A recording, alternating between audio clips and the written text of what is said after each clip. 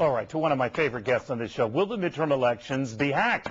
It is a big worry for my next guest. He thinks that electronic voting could open a can of worms. Who does he think the worms are? Well, with us now, Robert F. Kennedy, Jr. Robert, good to have you back. Good to be here. Thanks, Your big problem is this electronic voting, that there's essentially no paper trail for it, so easy to steal elections, in a nutshell, right? That's one of the problems. And this is a problem, as we talked about on the break, that should concern Republicans and Democrats, because both Democrats and Republicans steal elections if they're given the chance.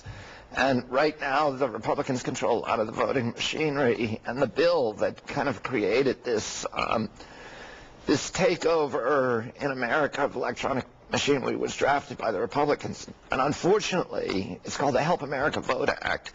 And it was designed to fix the debacle in the year 2000 in Florida, but by modernizing voting in America.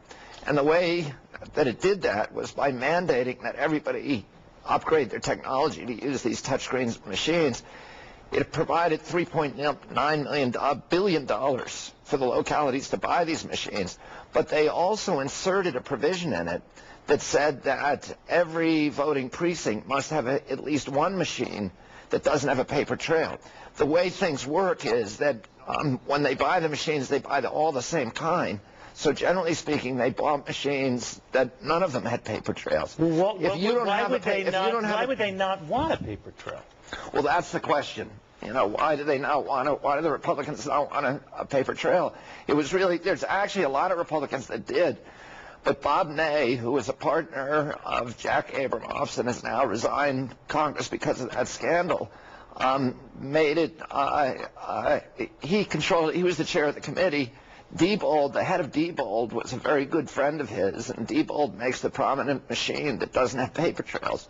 And so he basically wrote legislation that will favor this one company. But this company, and it's not just the fact that they don't have paper trails, all of them can be hacked. Even if you have a paper trail, you can be hacked. So let's say that Diebold had argued, look, it's all on a disk. You're saying that can be hacked, so let's have a paper trail to prevent either Republicans or Democrats from stealing these elections. Right. I mean, the way it should work is you should go in just like an ATM machine. Right. You do you register your vote on a touchscreen machine. It spits out a paper record. You can examine that record to make sure it counted your vote right. Then you take that paper record and you put it in a lockbox in the voting area. Then if there's any question... Because that's something that can't be tampered with. Right. All right, now what is Diebold and some of these others that make these machines, what has been their argument for not wanting to do that? They say the modernization, then the paper thing takes away the whole idea of having electronic voting, right? I'll tell you what they did. They had a hearing on Capitol Hill that Bob Ney orchestrated. Diebold contributed $1 million to this tiny group called the National Federation for the Blind. Then the head of that group came and testified that blind people don't want paper records because then somebody could look at their ballot and they wouldn't have a secret ballot. And you said that was bogus. Right. Diebold claimed that they were not giving money to causes and all that. You're saying they donated $1 million. That's a public record. But Princeton just released a study, Neil, 2 weeks ago. The Princeton Computer Labs that showed that a hacker with some knowledge of computers, if he can get 60 seconds alone with one of these machines, with a single Diebold machine, can insert a malicious code with a virus on it that will infect all the other machines. All right, but I just want to be clear. Even though in your piece, let me just finish. Go ahead. In 60 seconds, you can fix an entire state election. All right, but I want to be clear because you didn't do this in your piece, but you are saying it now that this is a system that's ripe for abuse by both potential parties. Of course. So Robert F. Kennedy Jr. is saying, look, better part of valor is just to keep everyone honest on both sides, have a backup paper trail. Yes. But now, where these electronic voting machines are being utilized, and increasingly across the country, that's not available? Right. There's no paper trail on them. So you're saying we're setting ourselves up for another... We're setting ourselves up, and nobody, we've basically privatized the entire election process, where these machine companies have to come in and run the election. They count the votes. The people who work in these polls don't understand how they work. So there's 4 companies. 3 of them have strong ties to the Republican Party.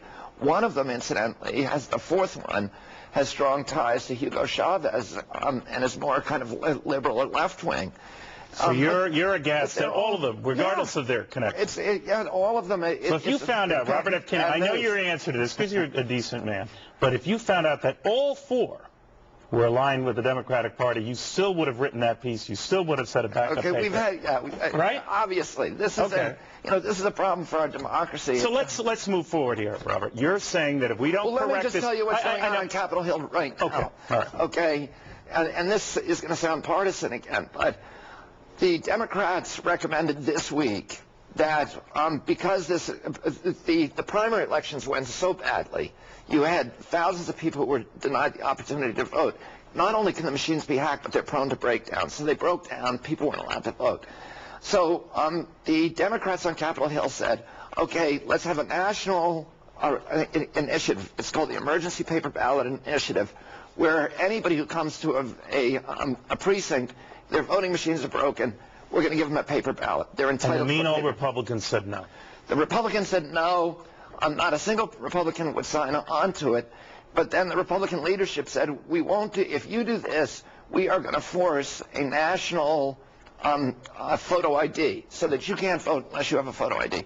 Now, this is bad, Neil, because it prevents people, certain categories of people from voting who don't have the photo IDs and won't get, basically people who don't have driver's license, handicapped people, urban poor. I understand what you're saying, but could I get you to acknowledge this much, that where there are Democratic strongholds or heavy unionized locales, that there is just as much room for Democrats who control precincts like that to do the exact same thing you're alleging Republicans are trying to do?